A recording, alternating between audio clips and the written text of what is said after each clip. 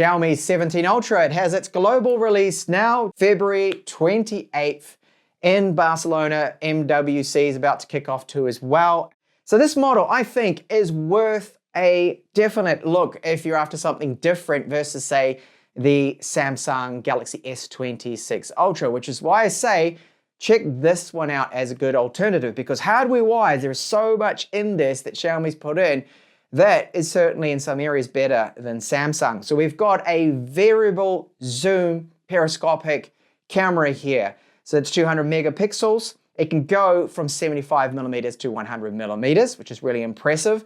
Leica optimization again with them. So they've been working with Leica now, Xiaomi, a long time. And we've got a 1-inch type sensor for our main camera, 50 megapixels. This is something that Samsung doesn't have, or Apple. And an ultra wide that's 50 megapixels, selfie camera 50. And right now on my phone, I have the Photography Kit Pro. There's also another one. I've got both of them. I'll show you those in this review. And of course, plenty of camera samples. Now, if you're unaware, it has 90-watt charging, this phone, hypercharging, and a screen that is 6.9 inches. This is an AMOLED screen, 120 Hz refresh rate. So the box is a relatively big size here. So is the charger included? Well, let's take a look because I don't believe it is, and nope. So we get our Type A to Type C cable, and we have here a nice clear case for it. Now this is a flexible but hard style case. There is some paperwork, and then there's also a SIM tray tool. So unfortunately, at least with this EU version of the Xiaomi 17 Ultra, no charger included. Now there are this time around 2 photography kits that you can get. This is the Photography Kit Pro, which I recommend you go and get because it is better, as you'll see. So we do have this ring around the outside that can be removed, and you're even able to use filters as well. Now these are 67 millimeters, so you can put this on and get yourself, say, an ND filter and use that. Now, the case quality is probably the best I've seen when it comes to these add-on photography kits that various brands do have now. Really good, the plastics on it. It feels solid, but there's no cheap edges to it or seams. No, it's really, really good. You get the Ultra branding there, like we've seen on their cars, like say the SU7, which I do like. And then the grip has a battery built into it. It's got this button at the top. It's a 2-stage, so when you press down, that will get the focus, and then down again to take the photo. This is assigned to the zoom, recording there for video, and this you can adjust. Well, by default, it's set up as our exposure, but you can go along and tweak that and change that. And then there's this little like thumb grip there too as well. So when you're holding it, it's very good. Clip here, so it clips into place, and then the Type C. There is this felt inside, so it's not going to be damaging the phone. Really good build quality, and you'll see that you get, well, this, you can take it off, that top button. So you get a black one and a red one. I like the red one, just kind of stands out a little bit. And I'll just show you what it looks like on our Xiaomi 17 Ultra. So when you clip it on there, and I'll just put this old one back. So like a DLSR, you line up the little dots there, and then you hear it click into place. And this then slots in, and it will give us a little bit of additional battery time. You flick that switch there, and it's already being detected by the phone now. So you can go along and press this button down, and doing so, it will automatically, or should automatically, launch the camera. There we go. It took just a few seconds there, and I can now focus and take a photo. Really good, and it just feels great. There's only one complaint, and for most people, it's a non-issue, but there is no little thread point here, so you could mount this on a tripod. Unfortunately, that is missing, and most other ones would include that, but the quality of the plastics and this grip here, it just feels, as I said, I think it's the best yet we've seen with the grip and then the camera kit. But if you want something that is lighter, you don't need the camera grip, then take a look at this, perhaps the photography kit. So not the Pro version of the kit, but it still has similar kind of properties to it. So it is very nice looking in the two-tone color here. So you get the white and then the silver.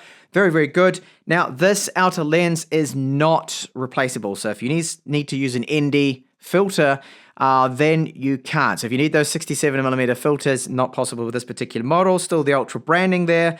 And this one connects up with Bluetooth. There's a status LED, record button, and our camera button here, but it's not two-stage. So nowhere near as good. This is why I don't really like it as much. I mean, it still is a nice case and looks really good when you do just get it all set up like so. And when I press down here, should start to come on. I think you need to hold it down for a few seconds again. There we go. Status LED is on, and then it does pair up, and I'll just launch that camera and show you. So when I go to take a photo now, it just doesn't feel as good, and there's no two-stage button, which I feel is important. So you can hold that down, get a focused lock, and then take the shot. That's why I prefer the other one. The buttons, they do turn out to be really well, look really good too, the way that it's all set up. And again, really good build quality, no sharp edges, does not feel cheap. I think if you're going to get the case though, I would get the Photography Kit Pro. Certainly has a much better build to it, and it's just way more practical. So that's why I think it's definitely, for me, the one to go for, despite being a little bit bulkier. So here are some of the things you can do with the camera grip. The settings we get, so you can see the grip's battery. As I mentioned, it's got its own built-in battery there. And then you can go along and select, so the camera mode can be photo, portrait, pro, fast shot, or document. The quick launch, so open camera, or just straight away take a photo. Maybe turn that off if you don't like it. And then you've got the charge from a camera grip. So start charging on this device, camera grip once connected. So you've got these different options, like always, or just emergency charging level to then set that. So it's a nice little thing. And then firmware updates too for that. And I'll just show you the settings there for it. So this is what you can set it up. So the zoom lever is the zoom, but you can go along and change that to continual zoom or switch focal length, which is handy to have all of these options right here. And the shutter button, a single photo, or you can put that onto burst. And oops, sorry, already showed that one. So the exposure is by default, but you can change it to one of those right there. Again, that's for the little dial. So the one right here, just here, it's a little bit hard to see. So that one you move in and out. Of course, that's the camera shutter button there. Now, with our video modes especially, there's a few things to point out. So we do get up to 120 frames per second with 4K, which is brilliant. Tap here, and then you've got Dolby Vision. You can also shoot in log if you go into the Pro mode here, and you need to be in the Pro mode for video to be able to do that. You'll see you have the option there. So let's shoot that. So you can grade the video, log at 4K 30, but it also goes up to 120 frames per second. That is brilliant, really good. So that's great for people that like to shoot, for example, slow-mo. You slow that down to 30 frames per second. It looks absolutely fantastic. There will be samples. So back in video here, because Dolby Vision, that's enabled, but it's going to be disabled as soon as I hit 8K. Now, there's one thing to point out, that while you can record 8K in all of the cameras, on the rear that is, once I hit record, watch this. When I start to zoom in and go to, say, 1x here, it will not swap. So it's stuck on that camera. Even though you can zoom, it's stuck. Now, if I go over to our main 50 megapixel 1-inch type sensor, so 1x, hit record, I can't pull back and go over to the ultra wide. So it looks to me there is a limitation with 8K that you cannot swap the lenses at all. So you need to be in the right lens for when you start to shoot in 8K. Now, 4K, I'll show you just very quick that I can easily go over to then the ultra wide, the main, and you see when I start to zoom in and get to 3.2, you'll see it swap. So that is where it is actually swapping over to the different cameras where 8K does not. And if I go very quickly, you do have a 200 megapixel mode. So that is for our periscopic zoom camera, portrait of course. And with the photos, you have Leica preset at the top. So we've seen this before, swapping between authentic and vibrant. Vibrant, more saturated. Some say better in low light. Authentic tries to get, as it states, like authentic or more true to life colors. That's my go-to for it, is Leica Authentic. That's my favorite. So front-facing camera, 50 megapixels. We can shoot 4K 30 and 60, and the quality is very good. I like the microphones as well. Now, they're quad mics that we do get, so I think the sound is excellent. And if there's a little bit of wind, you can sometimes hear that. It's just a light breeze at the moment, so that's not being picked up. The electronic image stabilization from my time testing out, the Ultra is looking really good, so great for vloggers. Let's move over to those rear cameras for video. So I'm starting out here with our ultra wide camera, 50 megapixels. Now you can shoot 4K 60, 30, 120 and 8K 30 frames per second, and that is with all of the rear cameras, which is excellent, and great that it's 30 frames per second for the 8K, not 24 like we have seen previously.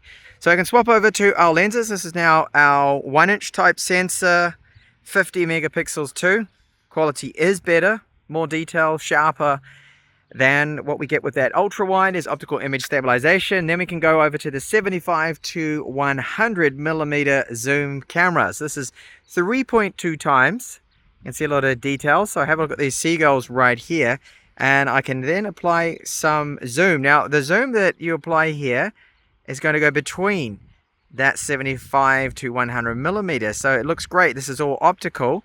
And then when I get to 4.3, that is the optical maximum, but I can continue to zoom and just keep going as I zoom into these seagulls. That is now 7 times, 8 times, and we are seeing, yes, the quality starting to degrade somewhat. Now that's 10 times. I mean, that's still all right. It's okay, but certainly not as good as when I go now to 4.3. You can see that is looking somewhat better and a little bit sharper there. Stabilization with the Xiaomi 17 Ultra is excellent, I've noticed. So with that optical, with the periscopic zoom camera, variable zoom there, and the main camera, really quite good, nice and steady. As mentioned, we've got 4K 120 frames per second, so you can slow it down to 30 frames per second and get some good slow motion stuff. I noticed that indoors the quality is not amazing here of my two cats playing, but when you get outside, this one of the Bumblebee flying looks a little bit better. Selfies from our 50 megapixel camera do look good. I would personally tweak down the exposure a little bit, but I did like the stitching compared to this shot you can see now without the background blur.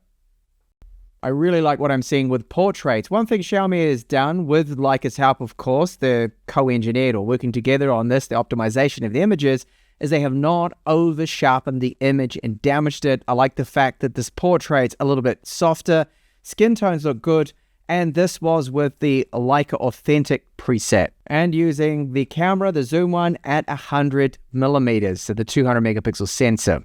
Ultra-wide shots are looking good, plenty of details. I would again tweak down the exposure. We are on the first firmware. And then the zoom camera, so this is 100 millimeter zoom shot, taking it up to then 200 millimeters, still looking very good, plenty of details there. And if you then zoom in even further, which is now 400 millimeters, it's starting to fill in some of the gaps using some AI. So some of the textures on that tower aren't actually like that, or it's not even real. You'll see what I mean here, because this was a 30 times zoom shot at the seagulls on the castle of Denia. I took it up to then the maximum 100 times zoom, and this one, it did crack me up. That's supposed to be 2 seagulls there. Personally, I wouldn't go past about 20 times zoom. So main camera, 23 millimeters, really good. Like the details, HDR works well. 1-inch type sensor, they are great. And I'm glad to see Xiaomi still using the 1-inch sensor. Heading into lower light now, this is where the zoom cameras do struggle a little bit, especially if your subject happens to be moving about a little bit. It can introduce some blur. Low light with that main camera looks really good. So much detail and a lot brighter than it really was when I took these photos. When you take then zoom photos in low light, it has a lot of noise to it. So there's a big downside. Now you expect this for the zoom cameras not to be great at low light, and they simply aren't. So I have here what is called the Starlit Green model, and you can see why they call it that. There's the speckle in there, so in daytime it does look like a sparkle of, say, stars or whatever. It's a nice finish to it. So there's the black and then there's the white version. Metal frame, of course. It is a hefty feeling phone, but feels very good. The build quality. So you might have seen some stuff about that Leica edition, the one in China that they do have of the 17 Ultra that has this part here that you can actually move for the focus of it. Well, we don't have that here. It's all fixed, and I think it's better this way. So the build quality is, I think, a little bit better compared to, say, that particular version that they apparently got some criticism. I can't speak of it myself because I never had that particular model. So weight-wise, it is 219 grams, this model here with our Starlit Green. Thickness is 8.29. You see the antenna lines there. Power up and down. Volume there, which is separate, really nice to them. And then there's no touch sensitive camera button right here, which I'm actually all for because I think they're overhyped and normally they're in the wrong position. They're normally like there when they should be kind of here. They build them more for people using portrait style video instead of the landscape. So that's why I'm not really missing out on that. And of course, you get the camera kit anyway, the Pro Camera kit if you do want that. So display here does have an ultrasonic fingerprint reader, works really well. And we have a downgrade. We have a downgrade with the resolution here. So this, while yes, it's an OLED, it's super bright, 3500 nits. It's only the resolution 1200p, so not 1440 that we had on the previous model. And is it really a downgrade you're going to notice? No, I haven't really seen any difference of this at all. It doesn't seem like it's not sharper from what I remember. It's a very sharp screen. It's a really nice screen. And yes, you can make it out in direct sunlight. LTPO, so the refresh rate goes from 1 to 120 hertz. It's got Xiaomi's Shield Glass 3.0 on this, so this is scratch resistant, more drop resistant glass to it. And at the 6.9 inches, I do like the size. Camera right here, 50 megapixels. We've got loudspeaker down the bottom, video out, takes 2 nano SIMs. And at the top here, there is no holes there for microphones, but there are in fact 4 microphones in total. You can see one of them, the holes right there. So my version they sent out has 16 gigabytes of RAM, 512 gigabytes of storage, UFS 4.1 spec. So it is fast, Hyper OS. And this is version 3, built off Android 16. I've experienced no bugs with the ROM. Everything has been very, very fluid.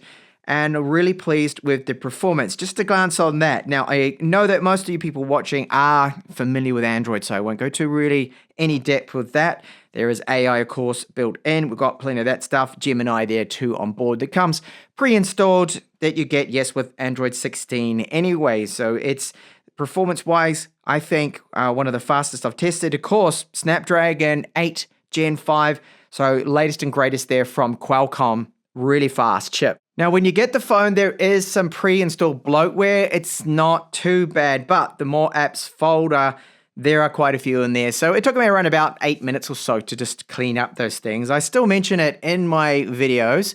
Now, we have the normal Google dialer on board, and that's pretty much the case with most phones now. So there is no way to record, at least with the stock dialer, your phone calls. I know this question pops up a lot, so that is why I decided to show that, just like this one, which is what about eSIM support? Yes, it is there. We also have Wi-Fi 7. If you do happen to have one of those routers, most people do not. And it does have with it IP68, dust and water resistance, which is also nice. Now, battery life here, did the test at the maximum refresh rate there of our screen. So that's up to that 120 hertz. 15 hours and 18-minute runtime. I know this is not realistic, but it's a very good result. You're going to get around about 12 hours of screen on time with this particular phone. Most people, that would be definitely a full day and even maybe 2 days just out of it. Now, because there's no charger included, I had to use one of my own that I got. And yes, I managed to get the 90 watts maximum, the hypercharge. Also have 50 watts wireless, which is excellent. And that did charge our 6,000 milliamp hour battery to, you can see, well, from 16% to 140 minutes here. Now, it is reporting here 6,800 milliamp hours. I'm not too sure why that is, but it should be 6,000, I believe, with this global model here that we do have with our battery capacity. Now, storage test shows me that UFS, yes, 4.1, very, very quick here. Look at those speeds. They are blazing fast. and really good to see. But the mixed random access, so it's still very good, and the AI read scores there too as well. And the randoms in the 2000s, I mean, that's phenomenal. These scores, so quick. That's faster than PCIe 3.0. Imagine that. And that's in a lot of Ultrabooks and laptops.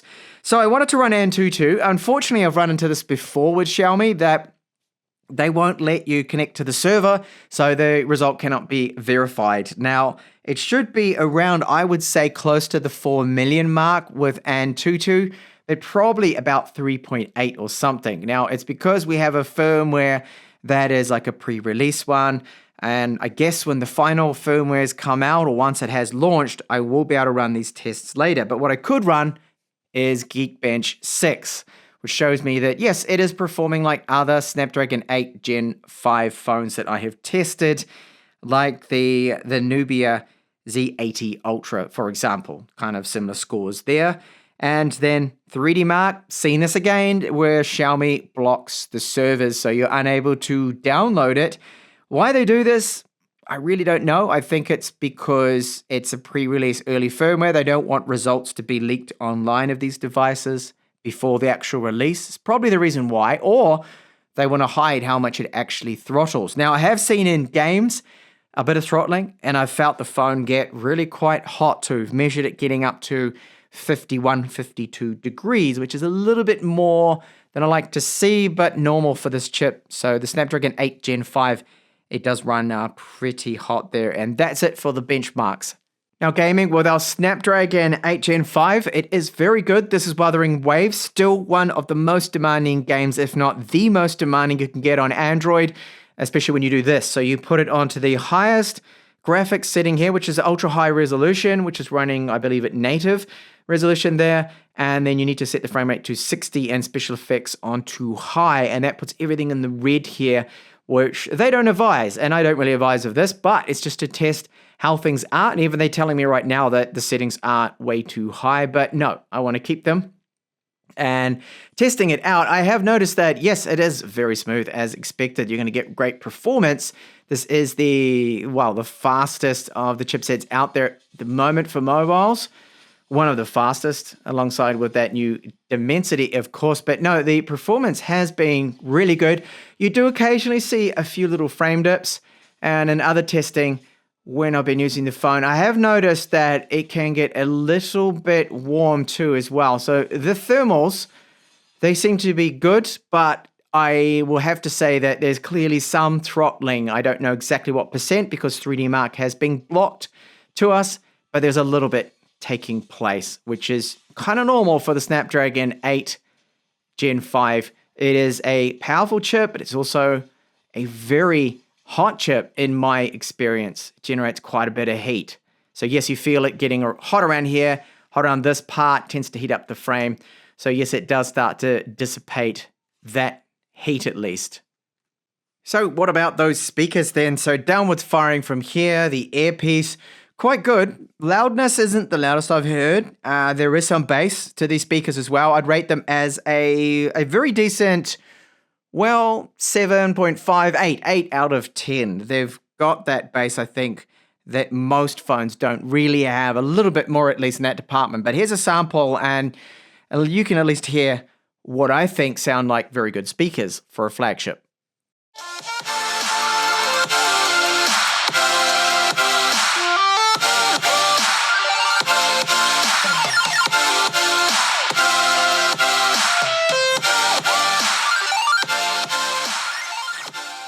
So if you do want something different, you want to change, I would say instead of going for that Galaxy S26 Ultra, get this, get the Xiaomi 17 Ultra.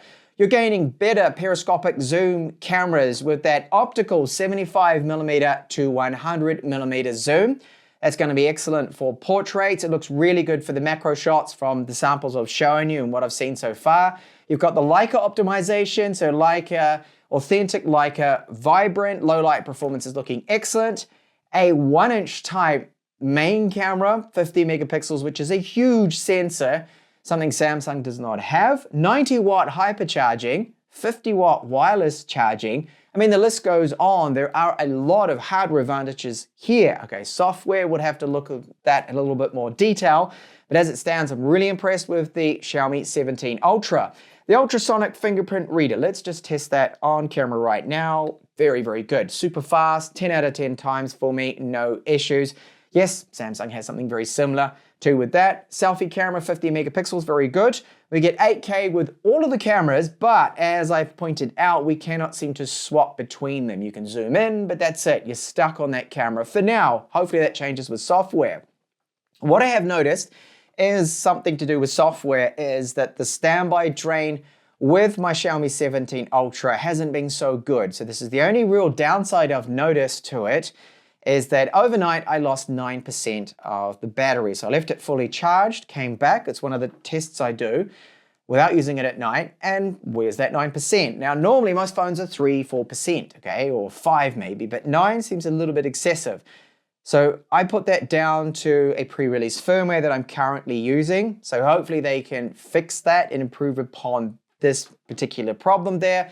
The other is the phone does get the Xiaomi 17 Ultra quite hot when gaming, but that is pretty much all the flagships out there with the Snapdragon 8 Gen 5. They tend to do this.